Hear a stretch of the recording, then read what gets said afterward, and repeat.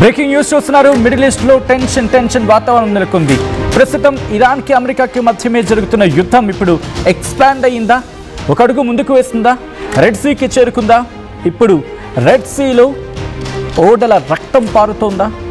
అవును, నౌకల రక్తం చెందుతోందా అంటే అవుననే మాట వినిపిస్తూ ఉంది. మిడిల్ ఈస్ట్లో టెన్షన్ ఇప్పుడు నెక్స్ట్ లెవెల్కి చేరుకుంది. ఇరాన్ అమెరికా యుద్ధంలో ఇప్పుడు కీలకమైన పరిణామం కింద మాట్లాడుకుంటున్న సందర్భం. ఇరాన్కు మద్దతుగా రంగంలోకి దిగింది హౌతీ రెబల్స్ రంగంలోకి దిగారు. రెడ్ సీలో కమర్షియల్ వెషల్స్పై హౌతీలు భీకర దాడికి పాల్పడ్డారు. సౌదీ అరేబియాకు చెందిన 2 ఆయిల్ ట్యాంకర్లపై మిజైల్ వర్షాన్ని కురిపించారు. మీరు వింటోంది, నేను అంటోంది అక్షరాల నిజం. సౌదీ అరేబియాకు చెందిన 2 ఆయిల్ ట్యాంకర్లపై మిజైల్ వర్షాన్ని కురిపించింది హౌతీ. దాడిలో బాబెల్ మందేబ్ జలసంధిలో నౌకలు నిలిచిపోయాయి. దాడుల భయంతో వెనక్కి వెళ్ళిపోతూ ఉన్నాయి ఆయిల్ షిప్స్. ఇప్పటికీ 10 ఆయిల్ షిప్స్ వెనక్కి వెళ్ళిపోయినట్టుగా తెలుస్తోంది. హర్మూజ్లో దాడుల కారణంగా ఆయిల్ సరఫరా నిలిచిపోయింది. దాడుల నేపథ్యంలో చమురు ధరలపై తీవ్రమైన ప్రభావం పడుతుంది. ప్రపంచవ్యాప్తంగా భారీగా క్రూడ్ ఆయిల్ ధరలు పెరిగాయి. ఏకంగా కొన్ని లెక్కల ప్రకారం, కొన్ని అంచనాల ప్రకారం నిన్నటికి బ్యారెల్ క్రూడ్ ఆయిల్ ధర $90 చేరుకుంది అనేది వినిపిస్తున్నమాట. ఇది ఇంకా పెరిగే ప్రమాదం ఉంది అంటూ కూడా మాట్లాడుకుంటున్న సందర్భం. దాడికి సంబంధించి జరిగిన లొకేషన్గా మాట్లాడుకుంటున్న సందర్భం. అండ్ వెషల్స్ అటుగా మూవ్ ఆన్ అవుతూ ఉంటాయి. అసలు ఎందుకు సౌదీ అరేబియా ఎమెన్కు చాలా దగ్గర కదా, చాలా సాన్నిహిత్యం ఉంటుంది కదా, మరి ఎందుకు దాడి జరిగింది? సౌదీ వెషల్స్ మీద ఎందుకు దాడి చేసింది హౌతీ? కీలకమైన పరిణామం. ఇక్కడ యెమెన్కి సౌదీ అరేబియాకి సపోర్ట్ ఉండొచ్చు కాక, కానీ హౌతీలకి కాదు. ఎందుకంటే ఒక మాటలో చెప్పంటే ఇప్పుడు యెమెన్ అనేది 2గా విడిపోయింది. ప్రభుత్వం పాలిస్తున్న ప్రాంతం ఒకవైపు ఉంటుంది, అండ్ హౌతీల కమాండ్ ఉన్న ప్రాంతం అంటే ఈ రాజధాని సనాతో పాటు డౌన్ సౌత్కి వచ్చినప్పుడు వీళ్ళ ప్రభావం ఉంటుంది, హౌతీల ప్రభావం ఉంటుంది. ఎగ్జాక్ట్గా చెప్పాలంటే ఈ బాబెల్ మందేబ్ దగ్గర ఈ ప్రభావం ఎక్కువగా ఉంటుంది. ఎవరెవరికి?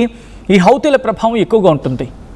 సో దాంతో ఇటుగా వెళ్ళాలంటే ఇప్పుడు కష్టమే. ఇంకా బాబెల్ మందేబ్ని కూడా క్లోజ్ చేస్తామని చెప్పి హౌతీలే చెప్పుకొచ్చారు. అయితే ఇదే అంశానికి సంబంధించి హౌతీలు కూడా రియాక్ట్ అయ్యారు. ఒకసారి వాళ్ళ రియాక్షన్ చూసే ప్రయత్నం చేద్దాం. ఈ ఘటనకు సంబంధించి హౌతీలు ఏమంటూ ఉన్నారు ఇప్పుడు చూద్దాం.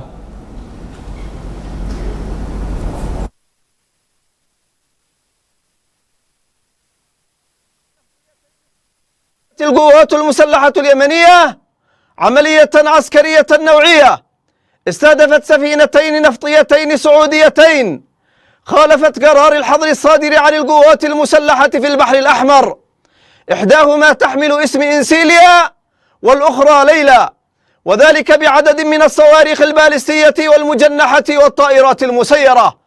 وكانت الإصابة دقيقة بفضل الله وعونه، وتسببت في نشوب حريق كبير فيهما بفضل الله.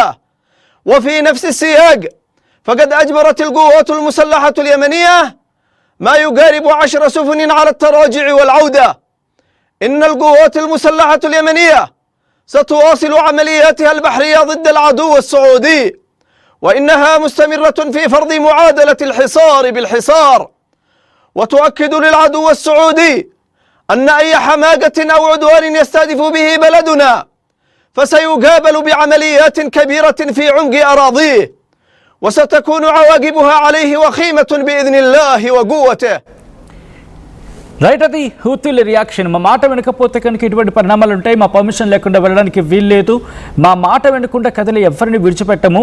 మా పర్మిషన్స్ లేకుండా వెళ్ళింది కాబట్టి ఆ 2 నౌకల్ని పేల్చేసామని చెప్పి హూతీలే వాళ్ళు ఇచ్చిన స్టేట్మెంట్ మీరు చూడడం జరిగింది. అయితే హూతీలు ఎందుకు పేల్చేశారంటే ఇరాన్ ప్రాక్సీస్గా మాట్లాడుకుంటారు. ఇరాన్ ప్రాక్సీస్ అంటే ఇరాన్కి మద్దతుగా నిలిచిన వాళ్ళు. సో ఇక్కడ 2 రకాలు కనిపిస్తూ ఉంటాయి. యెమెన్ పూర్తిగా మీరు మ్యాప్ చూస్తే నార్త్ యెమెన్ అంతా కూడా సౌదీ అరేబియా సపోర్ట్ ఉంటుంది. అండ్ డౌన్ సౌత్కి వచ్చినప్పుడు ఇక్కడ హూతీల ప్రభావం ఉంటుంది. క్యాపిటల్ సనా కావచ్చు, లేకపోతే ఎయిడన్గా మాట్లాడుకునే ప్రాంతం కావచ్చు, ఇటువైపు వీళ్ళ ప్రభావం ఉంటుంది. సో వీళ్ళిద్దరి మధ్య కూడా రప్చర్ అనేది ఉంటుంది. సో ఇటువంటి సందర్భంలో బాబెల్ మందేబ్ నుంచి వెళ్ళాలంటే కనుక ఇక్కడ ఉన్న హౌతీల ప్రభావం ఇరాన్కి సపోర్ట్ కారణంగా వీళ్ళు ఇక్కడ అటాక్ చేస్తూ ఉంటారు. మీకు గుర్తుంటే కనుక ఇజ్రాయెల్ కూడా ఒక సందర్భంలో టార్గెట్ చేస్తుంది, అమెరికా కూడా టార్గెట్ చేస్తుంది. అయినప్పటికీ కూడా వీళ్ళు ఇంకా దాడులు చేస్తూ ఉన్నారు. అసలు ఏం జరిగింది? ఆ దేశం సౌదీ అరేబియాతో సఖ్యతగా ఉన్న దేశం వీళ్ళకి ఏమైంది అనేది క్వశ్చన్ మార్క్ వస్తుంది కదా. దీని గురించి అంటే రెండు మాటలు మాట్లాడుకోవాలి ఇక్కడ. అసలు ఈ హౌతీలు ఎవరంటే యెమెన్లో నార్త్ ప్రాంతం ఉంటుంది కదా, అక్కడ సాదా నుంచి వచ్చిన షియా తిరుగుబాటు సంస్థ ఇది. 1990లో మత రాజకీయ ఉద్యమంగా ప్రారంభమైంది. 2004 తర్వాత ప్రభుత్వానికి వ్యతిరేకంగా సాయుధ పోరాటానికి దిగింది ఈ హూతీలు అనేవాళ్ళు. దాంతోపాటు ప్రస్తుతం యెమెన్ రాజధాని సనా ఉంది కదా, సనాతో పాటు దేశంలో అతిపెద్ద భూభాగాన్ని హూతీలే నియంత్రిస్తూ ఉన్నారు, వాళ్ళ కమాండ్లో ఉంది. దీనికి ప్రధానంగా 3 కారణాలు ఉన్నాయి. ఒకటి ఇరాన్ ప్రభావం, 2 బార్డర్ సెక్యూరిటీ, 3వది ప్రాంతీయ ఆధిపత్యంతో పోటీ. అందులో ఇరాన్ ప్రభావం ఎలా అంటే ఇరాన్ హూతీలకు పొలిటికల్గా, దాంతోపాటు ఫోర్సెస్గా, టెక్నికల్గా హెల్ప్ అందిస్తూ ఉంది, సాయం అందిస్తోందని చెప్పి సౌదీ ఆరోపిస్తుంది. ఇరాన్ హూతీలకు సపోర్ట్ ఇస్తోందని చెప్పి సౌదీ ఆరోపణ.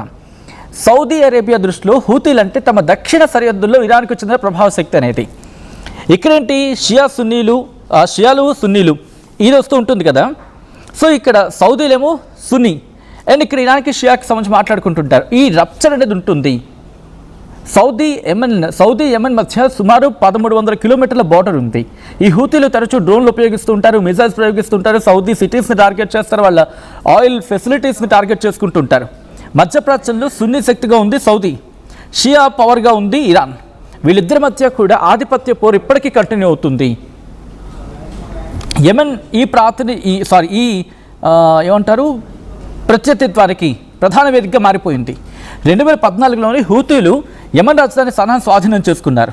ఆ తర్వాత 2015 గురించి ఇక్కడ మాట్లాడుకుంటే అక్కడ అధ్యక్షుడు మన్సూర్ దేశం విడిచి వెళ్ళిపోతే ఆయన ప్రభుత్వానికి మద్దతుగా సౌదీ అరేబియా రంగంలోకి దిగింది. అరబ్ కూటమి యుద్ధంలోకి దిగింది, యుద్ధం జరిగింది. అప్పటి నుంచి సౌదీ యెమెన్ ప్రభుత్వానికి మద్దతు, హూతీలు ఇరాన్ మద్దతుతో పోరాటం అనే సిచ్యువేషన్ ఏర్పడింది. అయితే ఇక్కడ 4వ కారణంగా మాట్లాడుకుంటే హూతీలు సౌదీపై చేసిన ప్రధాన దాడుల గురించి మాట్లాడుకోవాలి. ఇక్కడ వీళ్ళకి కూడా ఇష్యూస్ ఉన్నాయి. అంటే ఆయిల్ ఫెసిలిటీస్ మీద డ్రోన్ దాడులు చేసింది, రియాద్పై మిసైల్స్ అటాక్ జరిగింది, జిజాన్ నజ్రాన్ లాంటి బార్డర్స్ దగ్గర దాడులు జరిగాయి, సౌదీ విమానాశ్రయంపై డ్రోన్ దాడులు జరిగాయి. అయితే ఇప్పుడు రిలేషన్స్ అంటే గత కొన్నేళ్లుగా పరిస్థితి కొంత మారింది. 2023లో సౌదీ ఇరాన్ సంబంధాలు కాస్త పునరుద్ధరించబడిన సిచ్యువేషన్ అని చెప్పిన తర్వాత ఉద్రిక్తత కొంత తగ్గిన సౌదీ అరేబియా హూతీలతో ప్రత్యక్ష చర్చలు ఎక్కడ జరపలేదు. అయినప్పటికీ శాశ్వత శాంతి ఒప్పందం మాత్రం ఇంకా కుదరలేదు. ఇక్కడ మళ్ళీ ఇది ఎప్పుడు ట్రిగ్గర్ అయింది? 2023 చివరి నుంచి హౌతీలు రెడ్ సీలో ఇజ్రాయెల్కు సంబంధించిన లేకపోతే ఇజ్రాయెల్కి సంబంధం ఉందని భావించిన నౌకల మీద దాడులు చేయడం స్టార్ట్ చేశారు. దీనికి అమెరికా, బ్రిటన్ హూతీల స్థావరాల మీద వైమానిక దాడులు చేశాయి. ఇటువంటి సిచ్యువేషన్లో సౌదీ అరేబియా ప్రత్యక్షంగా పెద్ద ఎత్తున యుద్ధంలో పాల్గొందంటే కనుక డైరెక్ట్ ఎక్కడ పాల్గొనలేదు. ఉద్రిక్త పరిస్థితులు వెళ్లకుండా కూడా జాగ్రత్త పడింది. అయితే యెమెన్ అనేది సౌదీ అరేబియా ఇరాన్ మధ్య ఒక ప్రాక్సీ పోరాటానికి కేంద్రం. ఇది హూతీలు ఇరాన్కి దగ్గరగా ఉండడం ఒక కారణం, సౌదీ అరేబియా యెమెన్ ప్రభుత్వానికి మద్దతుగా నిలుస్తూ ఉంటుంది అనడంలో ఇంకో కారణం ఉంది. అందువల్ల ఇక్కడ సిచ్యువేషన్ ప్రస్తుతానికైతే మాత్రం అంతర్జాతీయంగా గుర్తింపు పొందిన ప్రభుత్వం యాంటీ హూతీ, అంటే ఈ ప్రభుత్వాన్ని ప్రెసిడెన్షియల్ లీడర్షిప్ కౌన్సిల్ PLC నడుపుతూ ఉంది. సో ఇటువంటి సిచ్యువేషన్ ఉంది. కానీ హౌతీల ప్రభుత్వం మాత్రం సనా అంటే ఉత్తర యెమెన్లోని పెద్ద ప్రాంతాన్ని నియంత్రిస్తూ ఉంది. కాబట్టి ఇక్కడైతే ఆ సిచ్యువేషన్ ఇంకా కంటిన్యూ అవుతూ ఉంటుంది. ప్రభావం ఇంకా సిచ్యువేషన్స్ ఇలాగనే ఉంటూ ఉంటాయి. ఇక్కడ ఎప్పుడు కామ్ డౌన్ అవ్వచ్చు అంటే కనుక పూర్తిగా ఇరాన్ అమెరికా మధ్య పరిస్థితులు కాస్త సెటిల్ అయితే అప్పుడు. అంతవరకు ఇటువంటి పరిస్థితి కంటిన్యూ అవకాశం ఉంది. మరి మీరేమనుకుంటూ ఉన్నారు? ఇటు రెడ్ సీ అంటే బాబెల్ మందబ్ కూడా పూర్తిగా మూసుకుపోతే పరిస్థితి మరింత దుర్భరంగా మారే అవకాశం ఉంది. ఈ కథను మిమ్మల్ని కాస్త కలవరపరచచ్చు. దీనికి సంబంధించిన జాగ్రత్తలు తీసుకోవాలని RTV సూచించడం జరుగుతోంది. This is disturbing content, video description is highly advised. మరి మీరేమనుకుంటున్నారు? మీ అభిప్రాయం ఏంటో కామెంట్ చేయండి.